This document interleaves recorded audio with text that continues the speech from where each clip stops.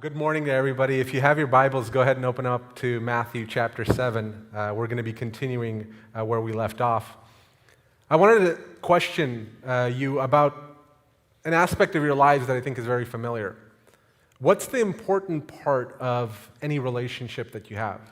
What's an important part of any relationship that you have? A relationship with your kids or with your wife, a relationship maybe with long-distance friends. One thing that is important to any relationship, any fundamental and growing relationship, is the interaction between those two people. In the asking and the giving and the receiving. If those things are not present, if there is none of that communication, that relationship falls apart. There are several relationships that I was thinking about just this morning. I picked up a coffee pod that had Tully's coffee on it.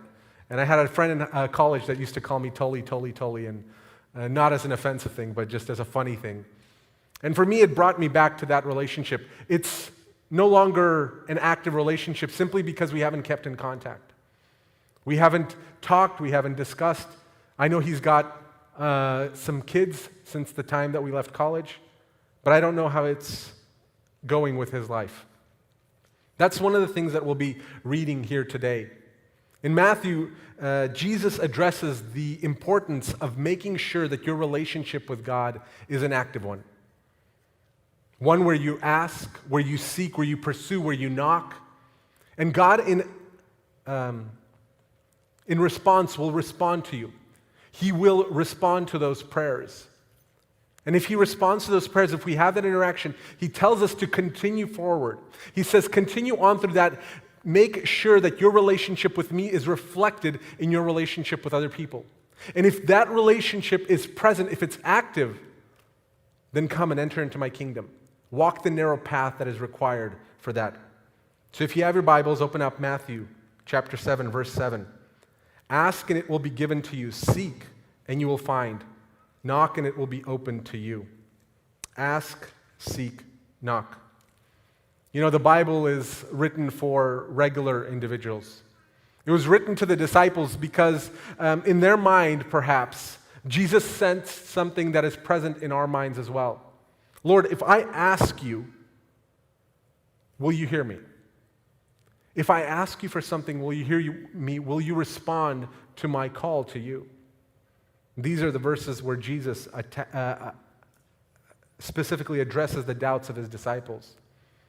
But the interesting thing here is we might read this passage and we might say, okay, I will ask one time.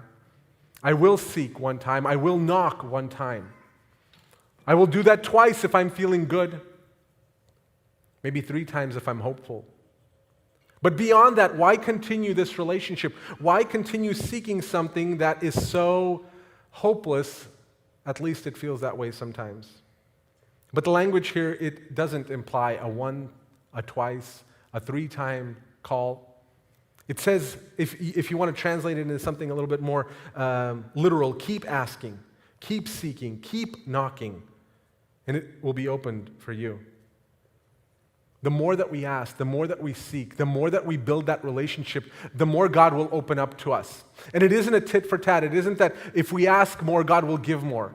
If we ask less, God will give less. God is always giving, but the result is that our relationship with God will be building. Our interaction with Him will be building, just like a relationship with any other human being on earth. The interaction, the relationship, the conversations, the asking, the seeking, all of that is just as important. And what if Jesus is encouraging that relationship between the one asking and the one giving? Between the one seeking and the one allowing to find, between the one knocking and the one who's opening. Jesus started chapter 6 with this idea of a good eye and a bad eye. And this idea, though it pops up here and there, we had the parable of having the log in your eye. This idea of a good eye, the eye that is generous, the eye that is looking at the world and seeing goodness in it, seeing the potential in it, this theme is continuing through all the way into chapter 7. It hasn't stopped. Though Jesus introduced it, the idea, this concept, it's still present in chapter 7 where we're reading just as much as it was before. We don't see God's story of redemption sometimes with our bad eye. We see the fall. We see the destruction that sin has wrought on the world. We don't see the goodness in people. We see their sins. We're pessimistic and not generous. And a good eye sees the good that God is doing through his plan of salvation. It allows us not to worry. It allows us to trust God and what he is doing in our life. It allows us to be generous with our time, with our money, with our effort, to all of these things, even when there is no hope. Because that is what happens with our interactions with God. Despite us having no hope, despite us being hopeless and worthless individuals, he sent down his son. At the very beginning, the story of creation, the promise to Adam was made, I will redeem you. You have become sinful. You have become disgusting in my sight because of what you did. I, as a holy God, as a set-apart God, I can't stand what you've become, but I am not giving up on you. There will come a time when my son will come and he will redeem everything. And this idea of a good eye, of a generous eye, as an optimistic eye, an eye that sees the good, it continues through this verse as well. And the bad eye, one where you're pessimistic, where you don't expect God to answer, where you don't see the goodness of God in your life, when you don't see him acting in your life. Will you look at him and will you expect generosity, or will you expect pessimism and stinginess from God? It's all the same message. They're all the same story. Verse 8 continues, for everyone who asks receives, and he who seeks finds, and to him who knocks it will be opened. Or what man is there among you who, when his son asks for a loaf, will give him a stone? Or if he asks for a fish, he will not give him a snake, will he? If you then, being evil, know how to give good gifts to your children, how much more will your Father who is in heaven give what is good to those who ask him? Asking, seeking, knocking with a good eye. Our perspective of who God is, our understanding of who God is, depends on what we see the world as, doesn't it? Depends on how we see God. Do we see him as generous, or do we see him as stingy? Do we see him as one who loves us, or one who tolerates us? If we have a good eye, we're going to expect a good eye from God as well. The best example of generosity, of giving when nothing is expected in return, is God himself. So when we ask ourselves, how do I look at the world? Do I look at the world with God's eye? If we're saying, yes, I do, then that will necessitate us looking with optimism, looking with expectation to receive for the thing that we seek, getting an answer for the thing that we ask. Our hope and expectation of God is a direct mirror of ourselves. We notice that, don't we? When we're not feeling the best, when we're not feeling hopeful, when we're down in the dumps, we might even pray, but we might say, well, why would God answer me? He's led me to this point. Why would he bother answering? That point is very clear in our lives. It's very clear when we're going through a tough place. When we're going through some good period in our life, we'll ask God and we'll say, of course he'll give me. Of course he'll give me good things. And even if he doesn't, that's okay. I understand. Maybe it wasn't something that I need. How our perspective changes, how it shifts depending on our mood. It's kind of incredible. So if we come to God not expecting an answer, not expecting an opening, that's exactly what we'll get. Because we're looking at God with a bad eye, we're looking at God with an eye that he doesn't have. And he doesn't give us the things that we don't need. This is a very common understanding of this passage. God will never give us something that we don't need as much as we feel we deserve it. The example that, the parallels that we draw is with children. You know, Dad, I want a PS5, I want an Xbox, whatever the new one is, 20. Dad, I want all these things. And we're like, look, buddy, you spend enough time on your phone, let's chill a little bit, it'll be all right. To the child, it feels oppressive. To the father, it feels like mercy, like, kid, you don't know what I'm saving you from. The same thing happens with God. We ask out of faith. We ask because we want a relationship, and sometimes he says no. And if we're looking at him with a good eye, if we're looking at him with a positive outlook as though he can do no wrong, which he cannot, then we will see those answers as blessings. We will not see them as curses. And Jesus, he draws that comparison to a father and a son. He says no good parent would deny their child anything good. No good parent would deny their child anything good. A good parent, however, would deny their child something bad. If it is in your power to do something good to your children, you will do it, and so much more will our Father in heaven. And here the difference is clear between an earthly parent and a heavenly parent.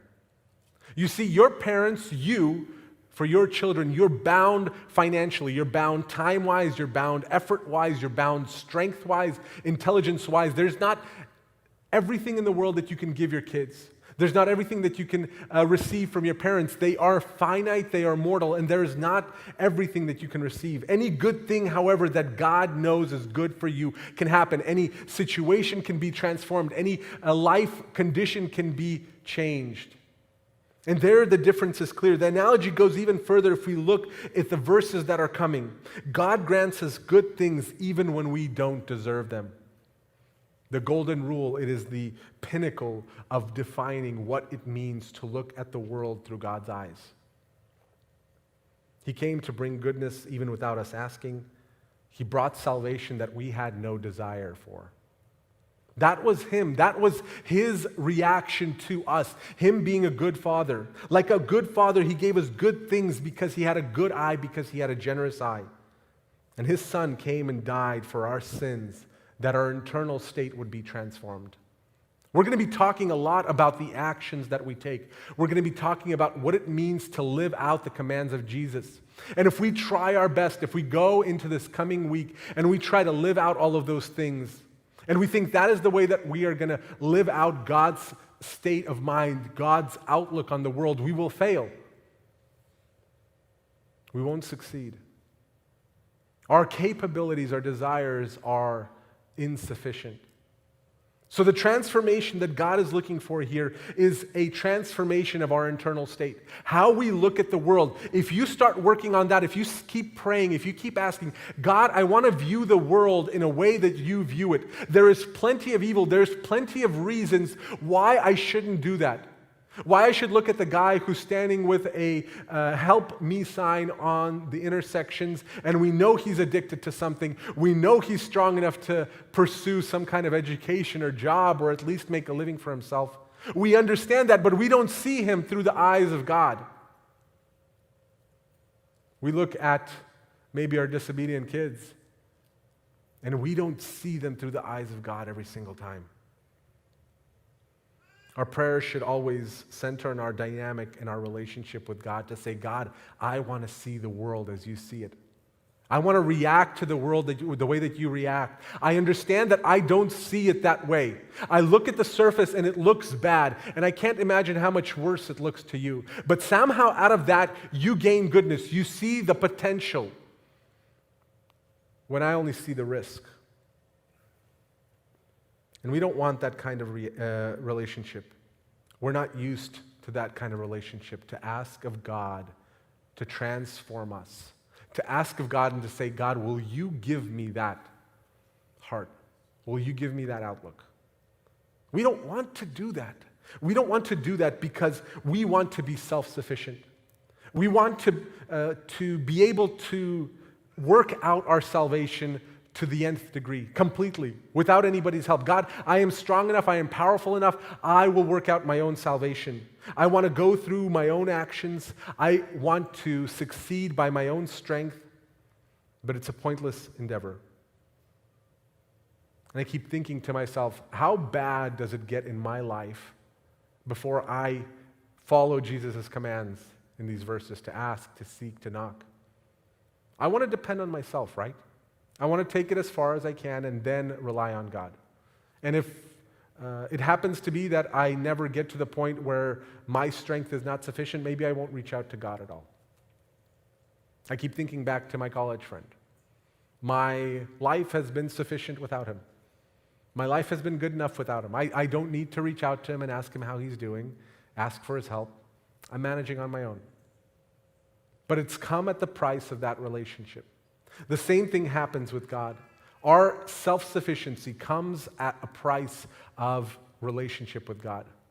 We've got a shed in the backyard, and it's got this great little feature where if you kind of open it up and forget to lock it, the door will swing back on itself and lock the shed for you. Very convenient, when your hands are full, you kind of just kick it out of the way. However, the door closes without you touching it all the time. And the shed is long enough that you can fit your entire body in the shed, and it's wide enough that you can't reach and stop the door if you're in there. So what ended up happening one day is I went in there and I tried to get something out. So I kicked the door open, and I was just going to run in and I was going to grab something and pop out before the door closed. The door was faster than I was. So I'm locked in there, and I have two choices. One choice is I can call to my wife and try to get her attention. I didn't have my phone on me. So I can sit there in the shed, yell as loud as I can in the backyard, and hope she hears me. The alternative is that I police kick that door open. I'm not going to tell you which one I did, but I did get out of the shed. The point is, I didn't want to call her. I didn't want her to let me out. There was no latch for me to help. So I had to get out of that shed. I wanted to be self-sufficient. Sure, we can ask somebody for help. Sure, we can call God and we can say, God, I know that I'm probably going to be able to do this on my own, but I want you here. I want to have that relationship for you. But this world view, it requires us to believe that God will hear us, that He will answer us, that we're not somewhere distant away from Him, but that He is nearby. Our level of self-sufficiency in life and in faith directly corresponds to our view on what God is like. Our prayer life relationship with God directly corresponds on our view whether God will be there for us when we need Him. If I feel self-sufficient, if I'm building my life up to a point of self-sufficiency where almost no natural cause can railroad me, can push me off the tracks, can get me off of my goal, the less I depend on God. We feel like we have to police kick the door open to our future by any means, by any methods. We will have everything we need, and do we really need to call out to God in faith? Do we really need to keep that relationship? And here you have two extremes. One is to say, I will rely on God for everything. The other is, I will police kick my way through life. But the truth exists somewhere in the middle, where we can integrate both things, where we can say, I will depend on absolutely everything for God, and I will do absolutely everything in my power to live that out. Asking God also for help signals to us mentally that we're somehow deficient. Asking for God, it signals to us, not to Him, to us that we are somehow deficient. We've not planned for something. We've not calculated for something. Something is out of our control, and therefore we need God. And the fact is, we are deficient. Sin has made us deficient. It has perverted our desires. It has perverted our goals. It has misdirected them. Of course we are deficient. And of course we need to seek Him. And the thing is, we have to ask not from a place of fear, because there is that fear present within all of us. If I ask God and He doesn't answer, I will somehow doubt Him.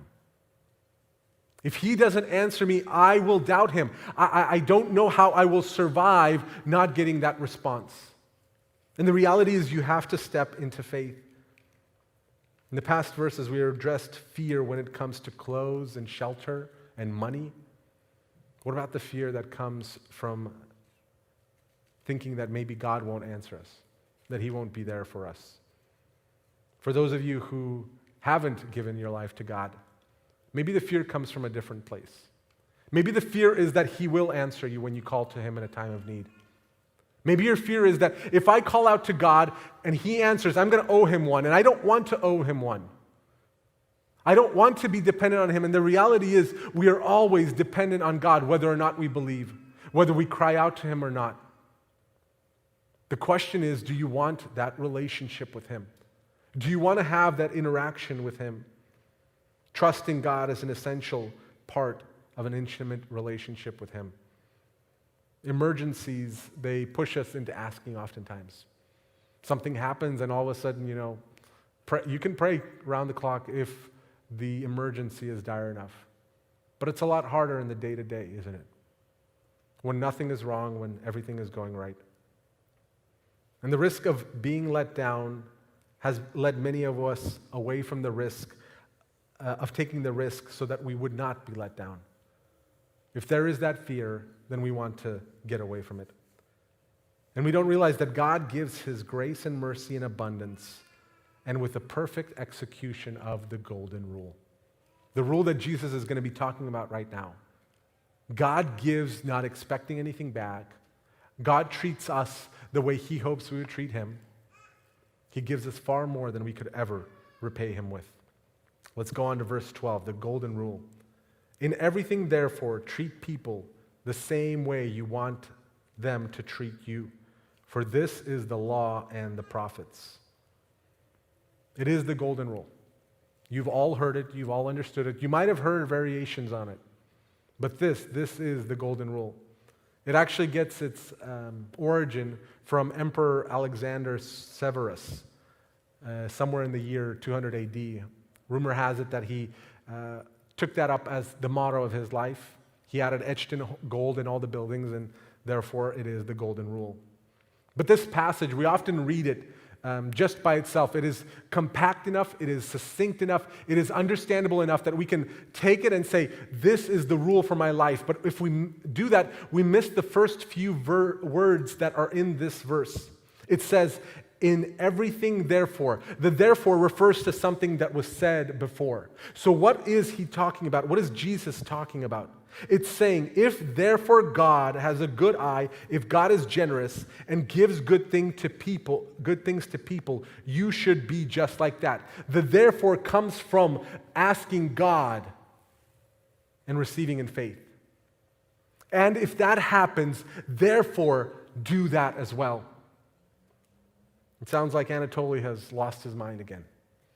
Good eyes and bad eyes, like, okay, we get it. Just move on to a different topic.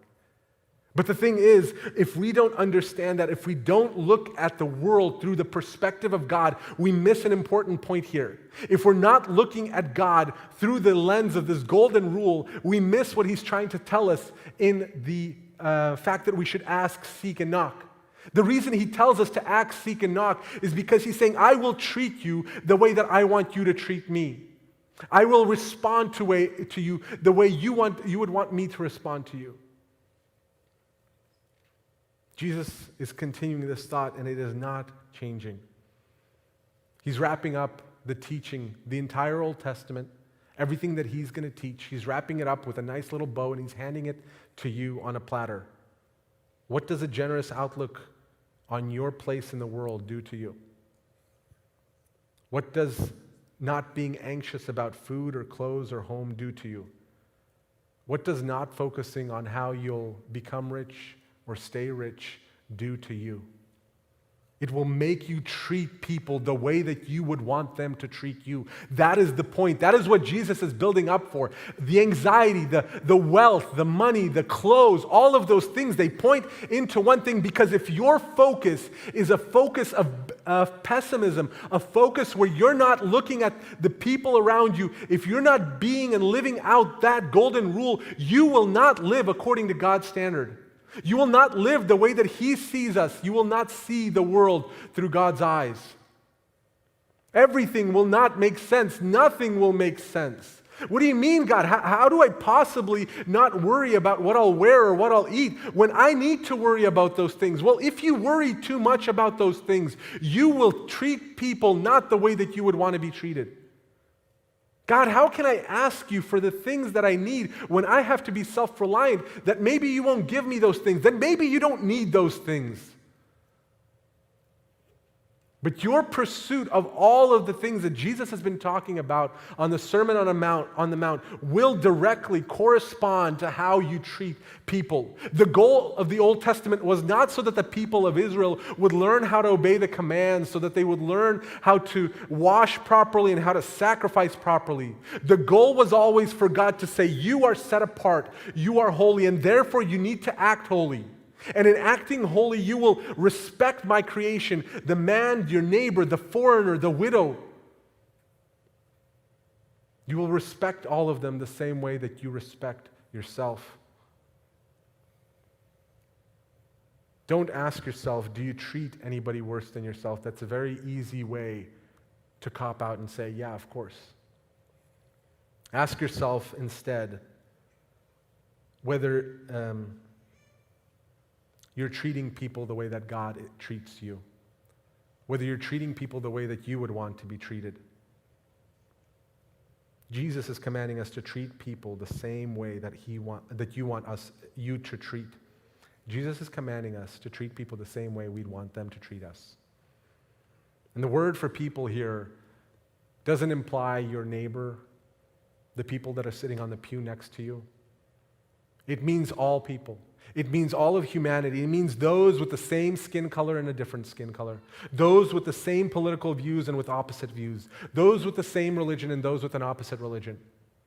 To view the world through God's eyes means to see the goodness and potential in all those people. It doesn't mean that those people don't necessarily need salvation. It means that you view them the way that God viewed you. Before you were worthy of anything, He sought you, He pursued you. So who do you treat worse than yourself? There will sometimes be one-off events where in a moment you maybe misspoke, misacted. Maybe it's a habitual pattern. A certain type of people I just don't understand, I just can't respect.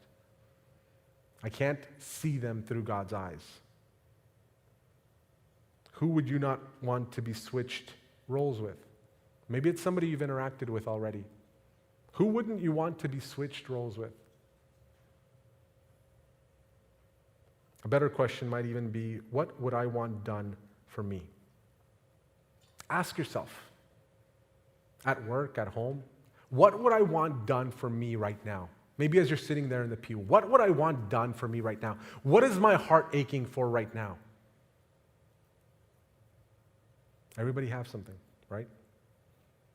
Now actively go out and do that to somebody else. That's what the golden rule is about. That is what Jesus' teaching is about. What is it that you desire right now? What is it that you wish that somebody would do to you? Maybe your shoulders are tight and you just want a back massage. Go out and give somebody a back massage after the service. Maybe you're not feeling well. Maybe something in your heart is worrisome. Go up to somebody and say, I will pray for you. Maybe you're going through something difficult. I will pray for you, whatever it is that you're going through. Maybe you can share it with me even. What can you actively do? We're so used to passivity. Even the word like pacifism, when we talked about it in the previous chapters. Even the word pacifism, it is an active verb. It is the act of going out and making peace.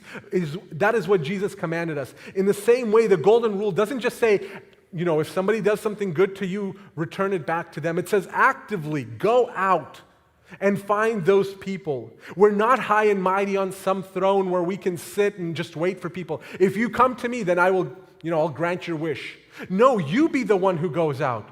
You be the one to find that person who is in need. Do to others without waiting for them to do to you the thing that you would want done.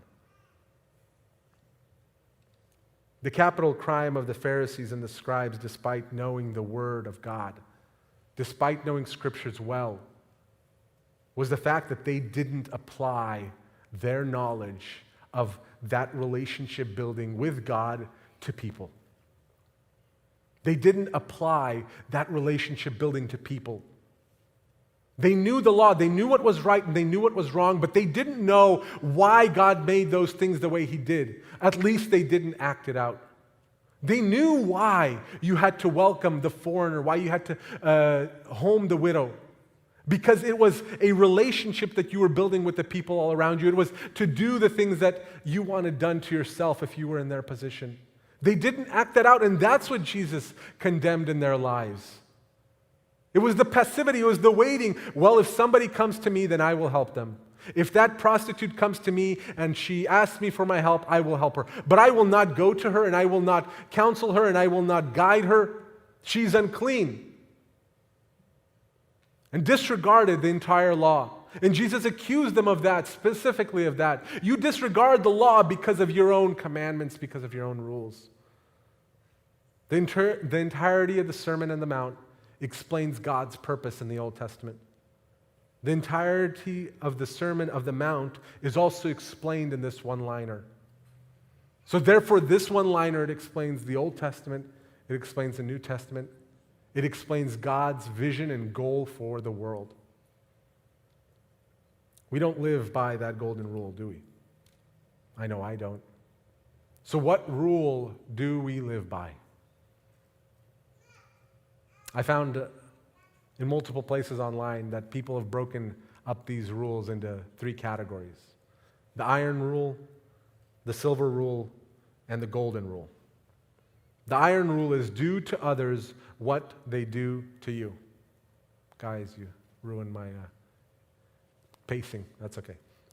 Do to others what you want them to do to you. Do to others what they do to you. That is the rule that my children live by.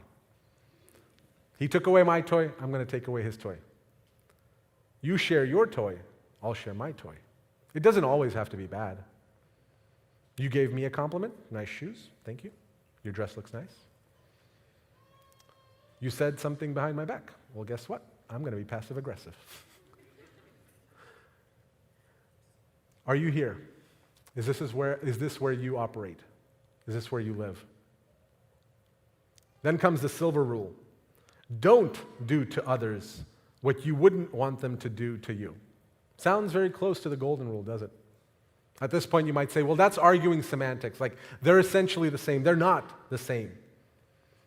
This teaching, the silver rule, though it wasn't called that, it predates Jesus, because the rabbis that came before Jesus' time, this was something that they taught. If you don't want somebody to do, don't do to others what you don't want them to do to you.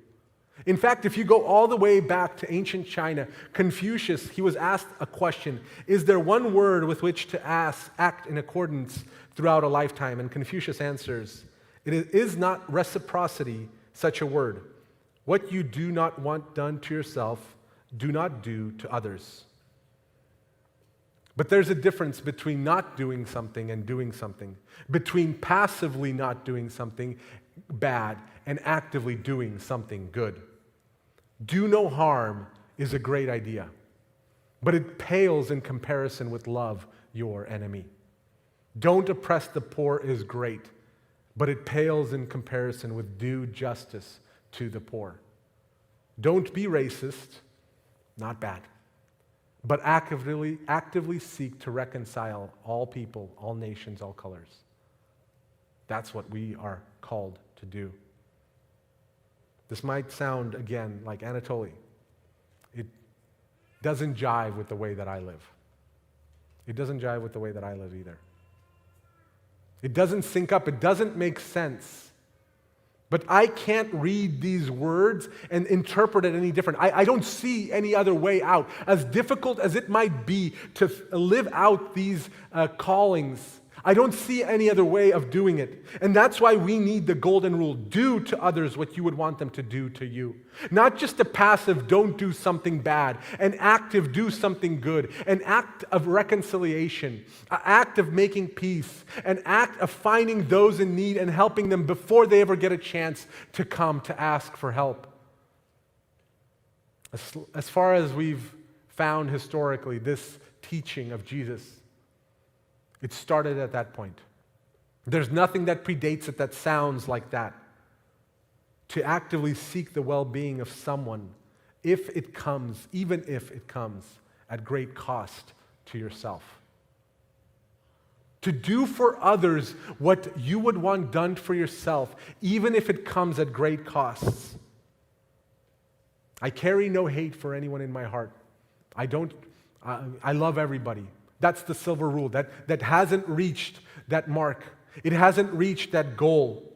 What are you doing to alleviate the suffering in the world? What are you doing to make the lives of those around you better? Are you inconveniencing yourself for the worthless person? Are you inconveniencing yourself for the worthless person?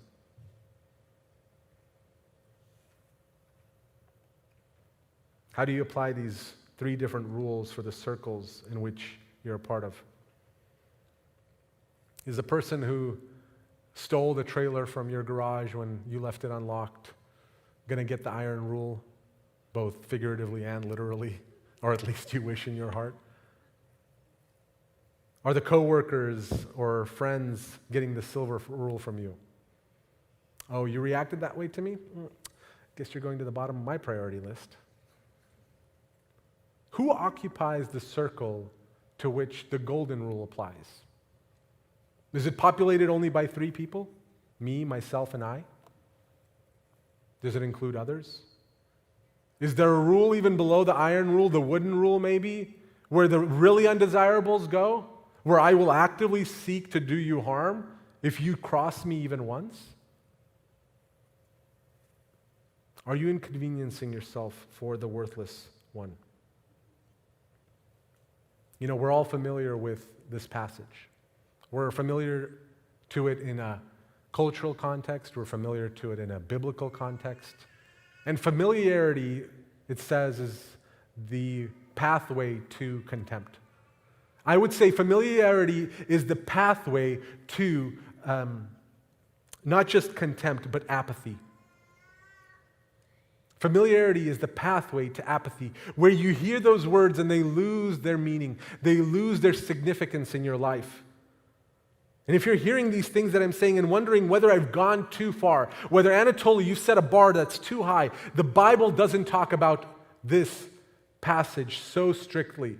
It doesn't condemn what I do and don't do so strictly. I've got bad news for you. Verse 13, enter through the narrow gate, for the gate is wide and the way is broad that leads to destruction. And there are many who enter through it. For the gate is small and the way is narrow that leads to life, and there are few who find it. It becomes very clear, doesn't it, why Jesus would follow up the golden rule with such a clear statement that the path to death is so wide. The difficulty of putting into practice the things that we actually read will put most of us on the wide path. I don't know about you guys, but driving on the road sometimes gives me PTSD if I don't know where I'm going. There's a particular place not far from here, guys, if video on the screen. I-5, 50, as you're headed towards Lake Tahoe, and you just cross over the river, there's exit 15, 15th Street. If you've gone or tried to exit on that exit during rush hour, you know what I'm talking about, right? If you're in the far left lane, you don't have any hope of making it to that exit. To make it to that exit, you have to be in the rightmost lane, you have to have your blinker on, and you have to be looking back and finding that spot where you're going to squeeze in, where one of the drivers just looks particularly nice. You're like, okay, I'm going right in front of that white Kia. They're not going to, force their way in and let me in. I'm going to be good. I'm going to make that exit. But you have to hit it with intent. You're going to that exit. If you've never been there, if you're daydreaming about something, you're going to miss that exit. You've got a quarter mile between there. And I actually took the photo right from Google Maps, not my photo, from Google Maps, where these 2 lanes are meeting. So from that point, you can see the sign just in the distance. It's a quarter mile. You hit that exit with intent. You make it to that path. And that's what Jesus is talking about here. Ask, seek, knock, and then enter. Enter with intent. If you don't have intent on making it to that narrow path, you will never make it. You will never live a life where you by accident make it onto the narrow path. It doesn't work. It's never going to happen. You can tell yourself that over and over again, but it is not going to happen. Jesus is not talking about eternal destinations, though, here. He's talking about a type of life that leads to life. A type of acting that leads to life. And he echoes the passage that we actually read for our Bible reading this morning, Deuteronomy 30:19. I call heaven and earth to witness against you today, that I have set before you life and death, the blessing and the curse. So choose life in order that you may live, you and your descendants. He's not talking directly here about eternal life, but he is talking about fulfilling his command. What is your life going to look like? What path are you going to walk on? Only a few people make it. Jesus is telling us directly. He's not saying, look, 90% of the people in church make it, but the rest of the world, they're not going to make it. He says out of everybody, only a few make it. Why is that? It's because of that explanation that I gave you. The golden rule is an active living out goodness, finding those worthless individuals, those who don't deserve our compassion, those who don't deserve our attention, and giving it to them. The way to walk to kingdom it comes directly from last week's message. How do we walk the narrow path? Why is it so hard to walk the narrow path? Because we want to put our fasting, our prayer, our giving on display for people. We fall into anxiety from worrying about what to eat, what to drink, what to dress in. We rush quickly to judgment, as we learned last week. Because maybe that person won't get what they deserve if I don't judge them. It's unnatural for us to rely on prayer. It's unnatural for us to be dependent on somebody else, especially if we're the type of personality to take care of our problems ourselves. The way is narrow because it is difficult. It is difficult because it is not natural. It's not natural because we are sinful. The same way that it is a difficult thing to walk through life with a good eye, seeing the goodness in the world, seeing some good nugget in the person that by all accounts you should hate. It's a difficult path to travel. It's hard to see a way forward when we feel our prayers are pointless, that God doesn't hear us. It's hard to see the goodness in the drug addict who's strong enough to work, smart enough to make something of himself. It's difficult to walk the narrow path because we don't see it. It's hard to get to. And that's why it's important to hit it with intention. Hit that exit with intention. You have to understand that I embarrassingly have zero moral ground to preach to you about these things. When our trailer was stolen, I wanted to give the guy the iron rule. Like I said, both figuratively and literally. Chase him down, make him give me back that trailer. When my coworkers get demanding, I get snarky. I don't reply to all the emails that I get because I remember what that person said to me. That's me, that's my life. And I still haven't figured out which individual, which person lives in that golden rule circle on a permanent basis. People kind of flop in and out. How do I live that life? How do I hit that exit with intention? I'm speaking to you out of my weakness, not my strength. Understanding that this rule, that prayer, that they're all fundamental to our lives, but we don't actually live it out. If you've ever been to the zoo, you'll notice that some of the enclosures, they seem a little bit lacking in their deterrence to some of the animals. The African impala, it kind of looks like a deer. It's an animal that can jump 10 feet straight up, and it can cover a distance of 30 feet in one leap. They never have, 20-foot high fences around them. They have a fence that's maybe 3 yards high, just barely there. It can jump over it if it tries. But the thing that they do at the zoo is they make it so that the animal can't see the place where they're going to land. So any leap that they would make would have to be a leap of faith, and the animal never does that. It never jumps in faith to make it out of the enclosure, to escape, to roam the wilderness of, America after being in Africa for the longest time. You see, willpower alone, it won't get you out to live and live out the commands of Jesus.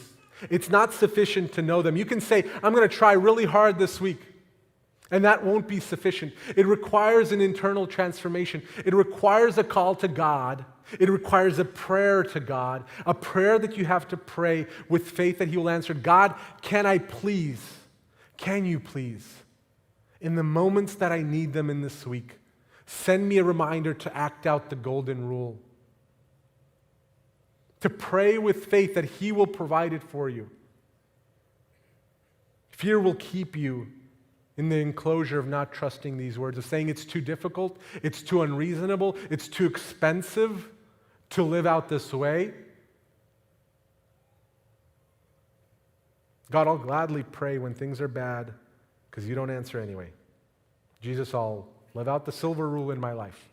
Sometimes, even hit up the golden rule for effect. God, transform my mind so that I would see with a good eye the fallen creation that is all around me. God saw the goodness, the potential in every single one of us. And that's why his son died on the cross. He died because we had something that he wanted to awaken in us. That breath that he put into Adam that has persisted for every single generation up until now. The fact that we can still be called children of God. So as we go in this week, live out your prayer life, live out your golden rule life, make it a part of you. Find the worthless and give at cost to yourself. Live out the commands of Jesus. Amen. Let's stand and I'll give you a few minutes to pray and then I'll conclude in prayer as well. Heavenly Father, we come before you, Lord, with the realization that our efforts are in vain if your grace and mercy do not follow us along.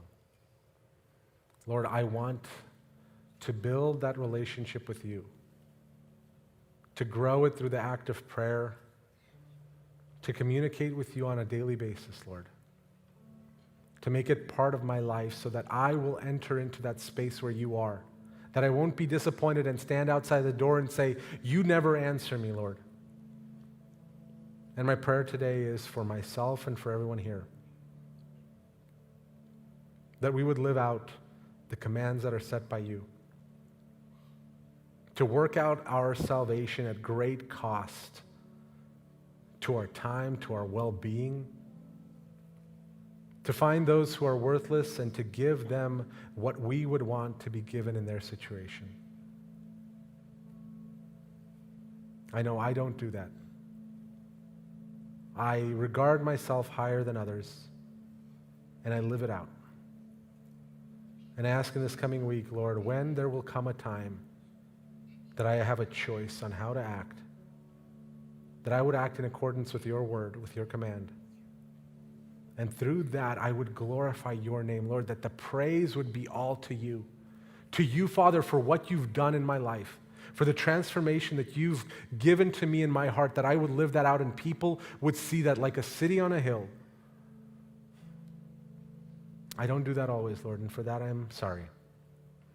But I ask, be with me and guide me and everyone here to live out your word better and better every single day. Amen.